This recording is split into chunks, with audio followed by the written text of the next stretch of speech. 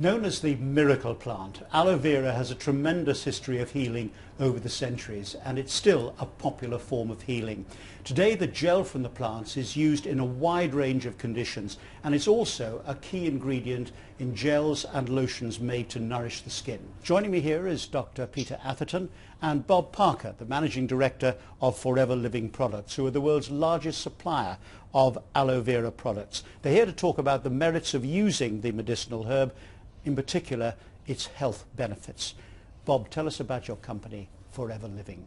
Certainly, Martin. Well, our company was founded 32 years ago, just gone in May, by a gentleman called Rex Morn, who is still our chairman today, accompanied by his son Greg.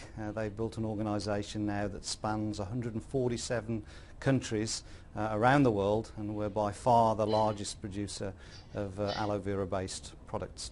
The way that we market our products is exclusively through independent, predominantly home-based distributors. From our small, humble beginnings those 32 years ago in Phoenix, Arizona, which is still our hometown today, we now have over 9.5 million distributors involved with us across those countries. And each year we open up in at least one or two new countries, providing the occupants of those countries with an opportunity to build their own home-based business, enjoying the great benefits that we're going to hear about of aloe vera, and also being able to share those benefits with friends and family and people in their local community, at the same time creating an income for themselves. And presumably your chairman is still your chairman after 32 years because he uses your own product. Absolutely. I mean, he just has an amazing energy. He travels the world 3 weeks out of 4, and it's his passion to see our opportunity and our product available in every single country around the world. That's his mission. Peter, why is aloe such an important plant? What is really special about it? Well, I think it's been considered to be a very important plant for thousands of years, in fact, and recognized as such by many different cultures, including the ancient Greeks and Romans, the Egyptians, the Indians, the Chinese. And as far back as that? Oh yes, and it's well documented. There's a particular piece of evidence. It's called the Ebers Papyrus, that was excavated in Thebes in 1858 by the Egyptologist George Ebers, and was shown to date from the reign of the pharaoh Amenhotep, who reigned in about 1552 BC. But this papyrus actually showed that aloe was being used in the previous 2,000 years, and it mentioned at least 12 formulations of aloe vera. And are they similar to the formulations that we have today? Was it being used in the same way in those days? In similar ways, but I think we use it in a slightly more sophisticated way. Because of its popularity, you mentioned it was called the miracle plant, but it has actually loads of other nicknames. The medicine plant, the silent healer. The Apache Indians call it the dietary plant because they know it to be a food. But my favorite actually is a Japanese nickname called Isa Irazu, which translated, I'm told, means no need for a doctor. So you just take aloe. You'll be redundant. I will. You mentioned there another type of aloe. So there are different types of aloe. What makes this one special? Well, there are about, and I don't think anybody really knows, maybe 200 species of aloes in the world. And over the years, about 5, maybe 6 have been shown to have medicinal properties. That's all? That's all. And aloe vera is called aloe vera because it's the true aloe. To give it its proper name, it's Aloe barbadensis Miller, and is considered to be the most potent, and that's why Forever Living uses exclusively only Aloe barbadensis. And why do you recommend using it as a supplement on a daily basis? Well, 2 main reasons really. One is aloe vera is a superb general tonic. In it are about 30 different minerals, vitamins and trace elements that I believe are now missing often from our food today because we're just not eating fresh food as we used to. So you don't have to be ill to take aloe vera. It's just a general health tonic, supplying those deficiencies and thereby enabling your enzyme systems to work better. It has certain specific advantages in that it contains painkillers and anti-inflammatory components. So if people are suffering from painful conditions, and especially those that are inflammatory based like arthritis, will benefit from aloe.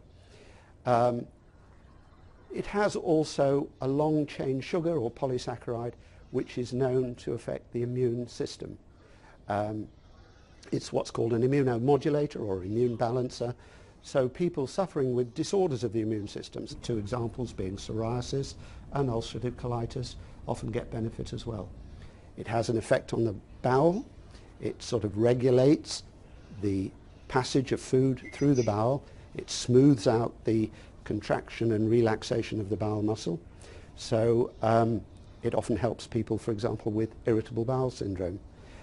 It's known to improve food absorption, particularly protein, and also to balance gut flora. So, for example, if you had an overdose of yeast or candida in your gut, it tends to sort of reduce that a bit. I wouldn't say it will eradicate it, but it balances it out. It seems incredible that one product could do all of those things. What's the magic ingredient? Well, I don't believe there is a magic ingredient, but people might say if there were one, it would be that polysaccharide, that long-chain sugar, because in the States they've actually extracted that and made it into a drug. Carrington Laboratories have produced a drug called Caricin, for which the FDA have licensed it for use in cat leukemia, feline leukemia. Cat leukemia is caused by a type of virus called a retrovirus, which is the same family of viruses that causes AIDS. So they have used this drug in the treatment of AIDS victims.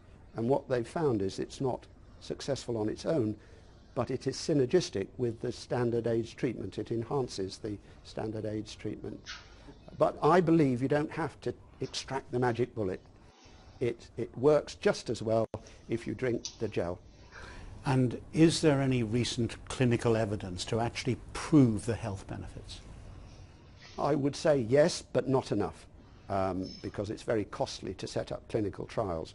But we have done one important clinical trial, sponsored by Forever, in the use of aloe vera gel in ulcerative colitis, which is an immune disorder.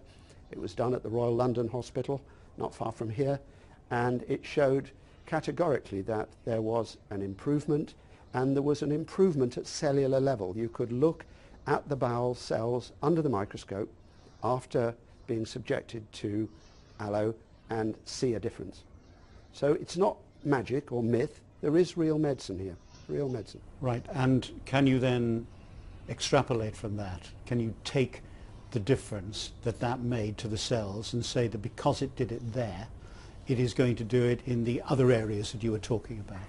I mean, one could say that probably theoretically, but unfortunately I don't have the hard evidence to back that up. I would love to see many more clinical trials, and we as a company are about to set up another, but that's in the treatment of osteoarthritis, and that should be starting in a week or two, involving over 200 patients. So we're very keen to present aloe with an evidence base. And presumably there are thousands of people out there, hundreds of thousands of people who actually believe that it works for them. Oh yes, yes. We have a huge amount of anecdotal evidence, and I always say to people, if they're skeptical, well, just try it, see if it works for you. I think it's fair to say that many people get involved with the Forever organisation having firstly been customers, and they become a walking advert for the product because of the benefits that they've received, and that's very typical of how many people, not all people, but many people get involved with us. Why do you recommend that people use Forever Living's aloe products rather than any other aloe product? I mean, you've got competitors out there, presumably. What makes Forever Living's aloe product so special? One of the benefits we have, of course, is being the world's largest aloe producer. We put much more aloe into most of our products than any other of our competition. We're also what's called a vertically integrated company, so we own and control every stage of the production, right from the growing of the plants through the harvesting, the filleting.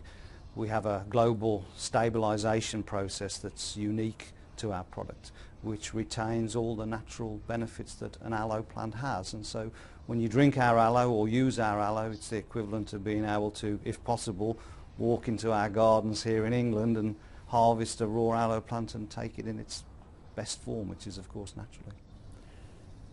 Aloe vera is something I've always associated with suntan creams. How do you make the leap from that to something you can drink? I think you're like most people. They do associate aloe with topical products, especially suntan creams. And believe it or not, one of the most popular nicknames for aloe vera is the burn plant, because it has been used for centuries to heal burns of all types. It has a natural soothing and moisturizing effect, so it's widely used in the cosmetic industry. Also, topically, it's used to put in wounds to heal. But drinking? Yes, well, the drink actually promotes the healing by providing the nutrients that are required to produce new cells. It's certainly not sold on its taste, it's sold on its benefit. Perhaps you ought to try it yourself. How about giving him a drink? Give me a whirl. Give you a whirl, absolutely.